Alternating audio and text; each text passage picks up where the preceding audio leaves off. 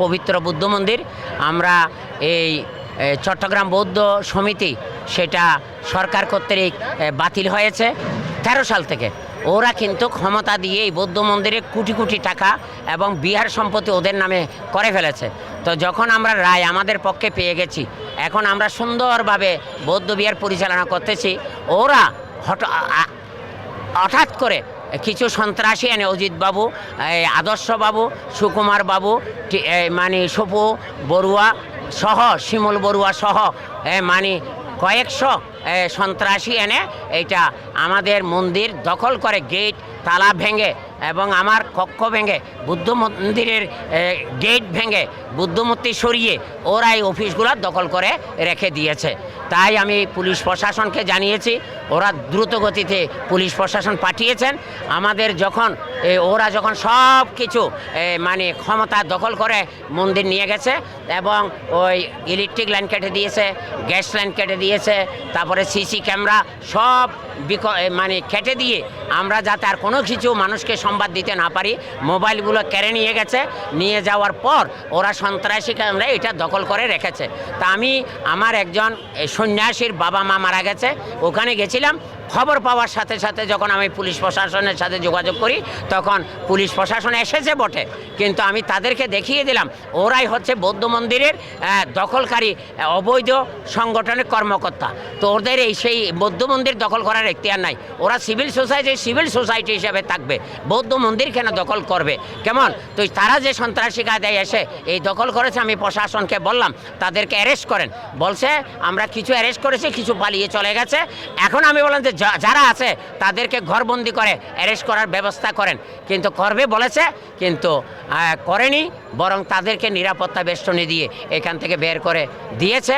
এখনও বৌদ্ধ মন্দিরের এখতিয়ারে আছে।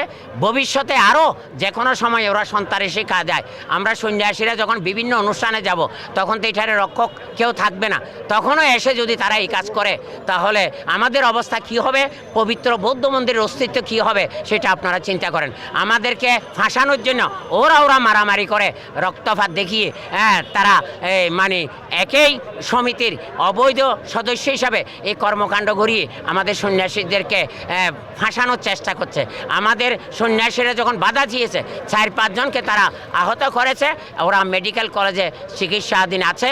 তো আমি মাননীয় প্রধানমন্ত্রী, স্বরাষ্ট্রমন্ত্রী, শিক্ষামন্ত্রী, যেহেতু ওনার এলাকা নির্বাচনী এলাকা, এবং পররাষ্ট্রমন্ত্রী তিনি একজন প্রভাবশালী নেতা, আওয়ামী লীগের মানে যুগ্ম মহাসচিব, সেই দিক থেকে তাদের দৃষ্টি আকর্ষণ করছি। এখানকার যারা উচ্চতরের পুলিশ কমিশনার সহ ডিআইজি সহ যারা আছেন তাদেরকে মানে যারা সন্ত্রাসী কায়দায় বারবার করতেছে, আপনারা সবাই অবগত আছেন, আমি লিখিতভাবে তারা চিহ্নিত করে দিয়েছি। এবং আমাদের বিরুদ্ধে তারা 7-8টা মামলা ছেলে মেয়েদেরকে দিয়ে হয়রানি করতেছে, ঘরে ডেকে নিয়ে গিয়ে তাদেরকে ভয়ভীতি দেখাচ্ছে। আমি মনে করি পবিত্র মন্দিরের পবিত্রতা রক্ষা করার জন্য, এটা জাতির জনক বঙ্গবন্ধু নিজেই বলেছেন, এটা বিশেষ সম্প্রদায়ের জন্য রাষ্ট্র স্বাধীন হয়নি। হিন্দু, মুসলিম, বৌদ্ধ, খ্রিস্টান, আদিবাসীদের সমন্বয়ে সবার সমান অধিকার থাকবে। তো সেটা যদি হয়ে যায়, ধর্ম নিরপেক্ষতা, গণতন্ত্র, জাতীয়তাবাদ যদি থাকে, তাহলে আপনারা সেইভাবে আমাদেরকে নিরাপত্তা দিয়ে আগামীতে যাতে কোনো রকমের এই জাতীয় ঘটনা না ঘটে তার জন্য জোর দাবি জানিয়ে এবং দ্রুত পদক্ষেপ গ্রহণ করার জন্য মিডিয়া ভাইরা সত্যটা উপস্থাপন করেন, জাতির কাছে তাদের সন্ত্রাসী মুখটা ফুটিয়ে তোলার আহ্বান জানাচ্ছি। আসলে দীর্ঘদিন ধরে চট্টগ্রাম বুদ্ধবিহারকে তারা পুঁজি করে, তারা এটাকে ব্যবহার করে দেশ বিদেশ থেকে অর্থায়নে তারা ব্যবহার করছে, এবং দান বাৎসর টাকা সহ এবং বিভিন্ন দানীয় বস্তু তারা বুক করে আসতেছে। এই টাকা নিয়ে তারা কি করে তারা জানে। আমার দেখার মতে 2008 সাল থেকে আমি এই মন্দিরে এসে অবস্থান করতেছি, আজ পর্যন্ত তারা যে মন্দিরের কোনো উন্নয়নমূলক কাজ করা আমার চোখে দৃষ্টিতে পড়ে নাই। যে বিহারটা আপনারা সংস্কার করতেছে দেখতেছে, ওইটা এরা জালিয়াতি করে তৎকালীন আমাদের গুরুরা ওনাদের গুরুদের নাম দলিত থেকে মুছে ফেলে তাদের সমিতির নাম বসাইয়ে তারা এটা বুক দখল করার জন্য এটা মন্দিরে কোনো ডিজাইন নাই, এই তারা এটা কাজ করছিল। আর যেই আমরা বিগত 8 মাস এবং 9 মাস 2 দিন ব্যাপী আমাদের দুদিন ধর্ম অনুষ্ঠান ছিল, অনুষ্ঠানকে কেন্দ্র করে তারা এইখানে একজন যে অশৃঙ্খলা বিশৃঙ্খলা সৃষ্টি করেছিল, যাতে আমরা ধর্মীয় অনুষ্ঠান করতে না পারি। তারা সেই ঘটনাকে আপনারা প্রত্যেকে জানেন, মিডিয়াতে এটা এসেছিল। পরম শ্রদ্ধেয় 21 পদপ্রাপ্ত পরম শ্রদ্ধেয় ডক্টর জিনুবুদ্দি বান্তের মোবাইল কৌশলে কেড়ে নিয়ে ওনার উপরে আক্রমণ করছিল। সেই বাতাতে পরের দিনেই আমাদের মহান ভিক্ষু সংঘ এবং ধর্মপ্রাণ নরনারীগণ এসে এই বিহারটাকে বৌদ্ধ সমিতির গ্রাস থেকে উদ্ধার করে। এটা যেহেতু এক সময় বাংলাদেশ সংঘরাজ ভিক্ষু মহাসভার প্রধান কার্যালয় ছিল, সেই প্রধান কার্যালয় হিসেবে বাংলাদেশ সংঘরাজ ভিক্ষু মহাসভাকে এই বিহারটা এখন তাদের পরিচালনার জন্য দেওয়া হয়েছে। এখন ইতিমধ্যে আজকে যেটা ঘটনা, ভিক্ষু সংঘরা এখানে ছিল না, আমি ছিলাম। আমি আমাদের পুণ্যার্থীদেরকে তারা অষ্টশীল গ্রহণ করতেছে, কেউ কেউ পঞ্চশীল নিচ্ছে, পঞ্চশীল নিয়ে অষ্টপরিষ্কার সঙ্গদান করছিল। সঙ্গদান করার পরে আমরা স্বয়ংকার ছিলাম 11:30টার দিকে। যখন স্বয়ংকার আমরা স্বয়ংকে উঠতে পারি নাই, এই মুহূর্তে শুনতেছি যে তারা দলবল নিয়ে এখানে ঢুকার পরে বিভিন্ন কিছু ইলেকট্রিক লাইন কেটে দিল, সিসি ক্যামেরার লাইন কেটে দিল, বিভিন্ন এখানে লাইন কেটে দিয়ে সবগুলো অন্ধকার করে সন্ত্রাসী কর্মকাণ্ডে এখানে তারা চালাইয়ে উপরে ভাঙচুর করছে। নিচের বুদ্ধমূর্তি সরাইয়ে এদের অফিসের চেয়ার টেয়ার ঢুকাইয়ে তারা বসে গেছে। এখন আমি লাইভ ছিলাম, আমার আনন্দ বাংলা থেকে সরাসরি লাইভে ছিলাম। তারা বহিরাগত সন্ত্রাসী দিয়ে উপরে গিয়ে আমার মোবাইলটা ছিনতাই করে নিয়ে গেছে। আমি আঙ্গুলে ব্যথা পেয়েছি, সেই আঙ্গুলের এখনও আঙ্গুলটা খুব ব্যথা এখনও টনটাইছে। আমাদের প্রায় দুজন ভিক্ষু খুব গুরুতর আহত, তাদেরকে হাসপাতালে নেওয়া গেছে। আরও ভিতরে অনেক ভিক্ষু সংঘ কিছু তারা আহত হয়েছে। স্বাভাবিকভাবে তাদেরকে চিকিৎসার মাধ্যমে তারা কিছুটা স্বস্তি অনুভব করতেছে। হচ্ছে এই যে অবৈধ বৌদ্ধ সমিতি, তারা বাংলা কোর্ট থেকে, সুপ্রিম কোর্ট থেকে তারা অবৈধ, 13 সাল থেকে অবৈধ। তারা গত 2 মাস আগে এখান থেকে বিতাড়িত হয়েছে।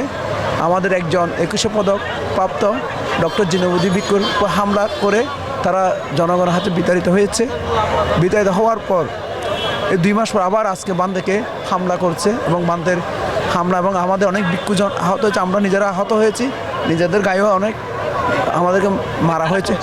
এটা বৌদ্ধ সমিতি অজিত বাবুর নেতৃত্বে, আদর্শ বাবুর নেতৃত্বে বহিরাগত সন্ত্রাসী দিয়ে তারা আমাদেরকে হামলা করেছে। তারা হামলা হচ্ছে তাদের যে অবৈধ যে তারা অবৈধভাবে যারা টাকা এখান থেকে নিত আগে, সেই টাকা লুটপাট যা বন্ধ হয়ে গেছে। আবার সেই অবৈধ টাকাগুলো লুটপাট করার জন্য তারা আবার আসতে চাচ্ছে এখানে। বৌদ্ধবিহার প্রতিষ্ঠিত হয় 1887 খ্রিস্টাব্দে। আমাদের প্রয়াত যিনি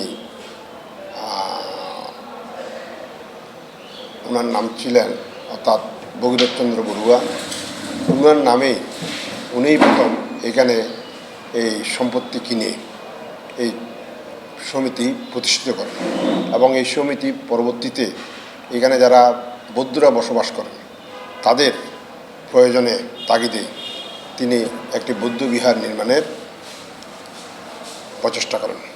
এবং এটা প্রথমে ছিল পাকিস্তান আমলে পাকিস্তান বৌদ্ধ সমিতি, তারপর হলো বাংলাদেশের আমলে বাংলাদেশ বৌদ্ধ সমিতি।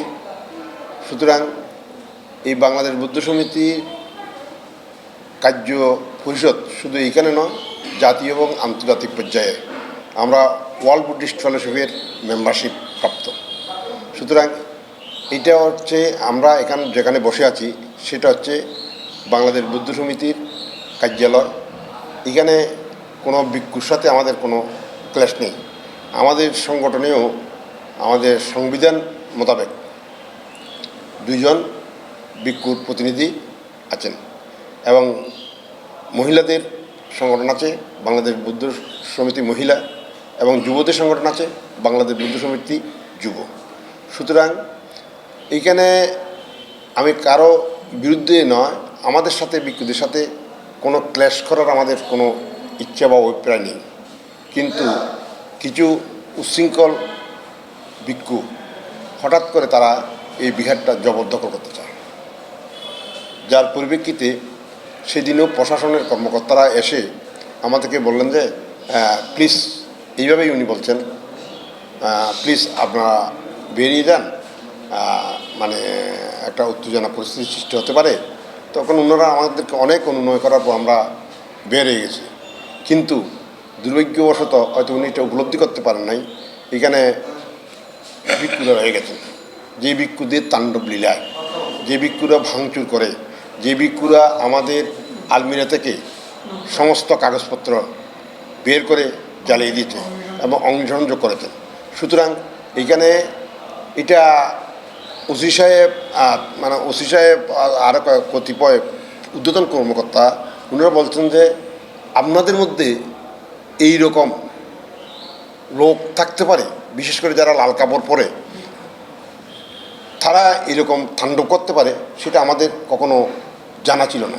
দানের টাকা, দান বাক্সের টাকা, আমরা তো যেহেতু বৌদ্ধ সমিতি পরিচালিত চট্টগ্রাম বৌদ্ধ বিহার, দানের টাকা এনে বাক্স টাকা এখানে এই টেবিলের মধ্যে আমাদের 20-25 জনের গণনা করে 20-20 জনের সিগনেচার থাকে, সেই টাকাটা ব্যাংকে থাকে, সেটা উন্নয়নের কাজ করে। মন্দিরটা থেকে এমন আছে আমরা সরকার থেকে বা বৈদেশিক মুদ্রা কোনো টাকা আমাদের বাংলাদেশ বৌদ্ধ সমিতিতে এখনও নাই।